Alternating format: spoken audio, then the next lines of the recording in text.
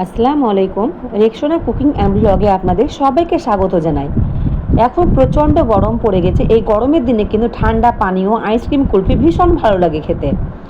আর আজকে আমার এই রেসিপি শরীর ঠান্ডা করার মতো একটা শরবত, বেলের শরবত।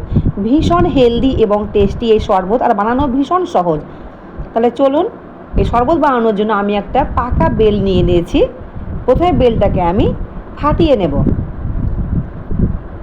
ফাটানো হয়ে গেছে বেলটা। এবার আমি একটা চামচ দিয়ে বেলের অংশ বা পাল্প যেটা বলে সেটাকে আমি একটা বাটির মধ্যে আলাদা করে নিব। ভীষণ সহজ পাল্পটা বের করা। আমার সবগুলো পাল্প বের করা হয়ে গেছে, দেখতেই পাচ্ছেন।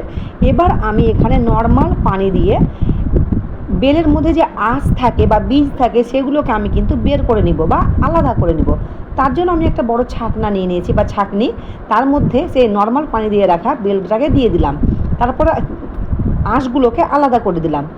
এবার এই বেলের শরবতে দিয়ে দিলাম 4 চামচ পরিমাণ চিনি। আপনারা যে যেমন মিষ্টি খেতে পছন্দ করেন সেই হিসাবে অবশ্যই চিনিটা দেবেন। আর দিলাম 1 চামচ বিট লবণ।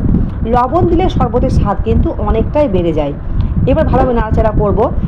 যেহেতু দেখছি যে মিশ্রণটা দেখতেই পাচ্ছেন কতটা ঘন লাগছে, তার জন্য আমি এখানে ফ্রিজে ঠান্ডা পানি অ্যাড করলাম।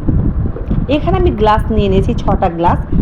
শরবতটা আমি ঢেলে নিব সার্ভ করার জন্য। এখানে আমার আইস কিউব নেওয়া আছে। আইস কিউবগুলো 3-4টে করে প্রতিটা গ্লাসে দিয়ে দেব।